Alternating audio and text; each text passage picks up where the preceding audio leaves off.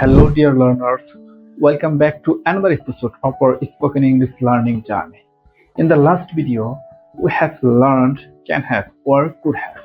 I think you have been practicing them.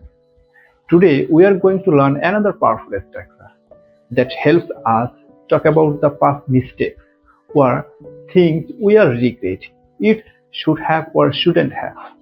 This structure is very useful when you want to say what was the right thing to do in the past but didn't happen.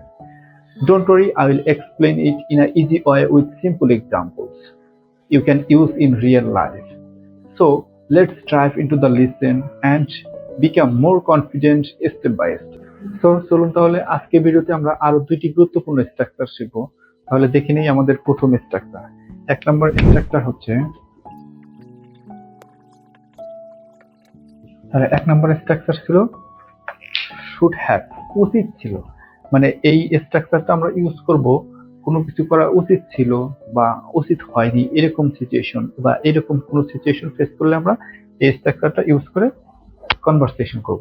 যদি আমরা example দেখি তাহলে অবশ্যই ভালোভাবে বুঝতে পারবো, কারণ উচিত ছিল আমরা অনেক সময় মোস্ট অফ দ্য টাইম আমরা এই কথাগুলো ইউজ করি যে আমার এই কাজটা করা উচিত ছিল, আমার কলেজে যাওয়া উচিত ছিল, আমার অফিসে যাওয়া উচিত ছিল, বাট আমার যাইতে পারিনি, এই কাজটা আমি করতে পারিনি, আমার খুব খুব প্রয়োজন ছিল।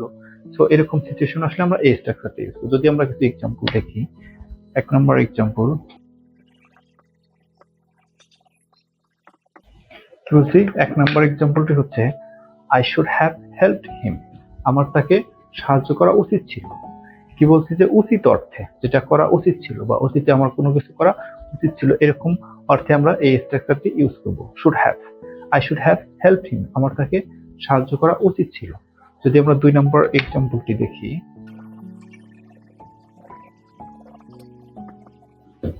দুই নম্বর এক্সাম্পলটি হচ্ছে কি ইউ শুড হ্যাভ অ্যাপোলোজাইজড, তোমার ক্ষমা চাওয়া উচিত ছিল।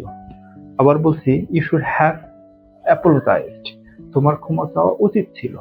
উচিত অর্থে আমরা এরকম সেন্টেন্স তৈরি করব এবং সেন্টেন্স তৈরি করলে আমরা বুঝতে পারবো। যদি আমরা আরো একটি এক্সাম্পল দেখি, তাহলে আরেকটি এক্সাম্পল হচ্ছে কি we should have left earlier, আমাদের আরো আগে যাওয়া উচিত ছিল। কি বলছি উচিত অর্থে we should have left earlier, আমাদের আরো আগে বের হওয়া উচিত ছিল বা যাওয়া উচিত ছিল।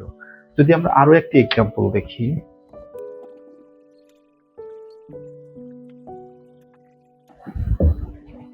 এক্সাম্পলটি হচ্ছে কি they should have told the truth, তাদের সত্য কথা বলা উচিত ছিল।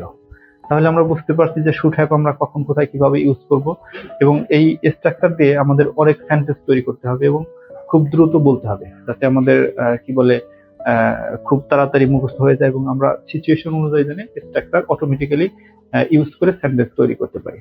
তারপর আমরা এখন দেখবো দুই নম্বর স্ট্রাকচার। সো দুই নম্বর স্ট্রাকচারটি হচ্ছে শুডেন্ট হ্যাভ, উচিত হয়নি।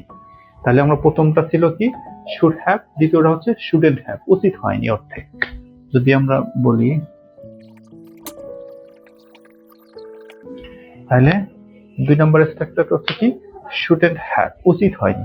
এক্ষেত্রে হচ্ছে আমরা শুডেন্ট হ্যাভ কে শর্ট ফর্মে যদি বলি, শুড নট হ্যাভ কে আমরা শর্ট ফর্মে বলতে পারি শুডেন্ট হ্যাভ। যদি আমরা কিছু এক্সাম্পল দেখি,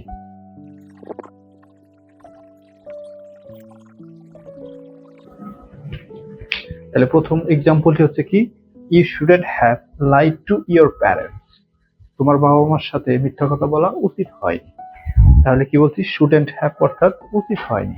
যে এক্সাম্পলটি দেখলাম আমরা এই সিচুয়েশন অনেক সময় ফেস করি, যেটা আসলে আমরা কোথায় কিভাবে ইউজ করব। যদি আমরা বলি you shouldn't have lied to your parents, তোমার বাবা মার সাথে মিথ্যা কথা বলা উচিত হয়নি। যদি আমরা আরো একটি এক্সাম্পল দেখি,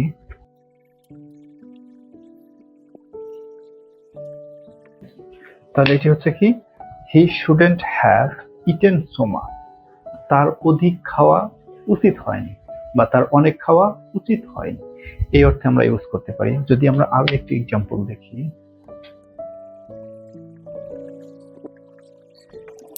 এক্সাম্পলটি হচ্ছে কি শি শুডেন্ট গন অ্যালন, তার একা যাওয়া উচিত হয়নি। তাহলে আমরা এখন বুঝতে পারছি যে শুডেড হ্যাভ অর্থাৎ উচিত হয়নি আমরা কোন সিচুয়েশনে ইউজ করব। সো তাহলে আজকের ভিডিওতে আমরা আরো দুটি স্ট্রাকচার শিখলাম। সেটা প্রথমটা হচ্ছে কি শুড হ্যাভ, উচিত ছিল।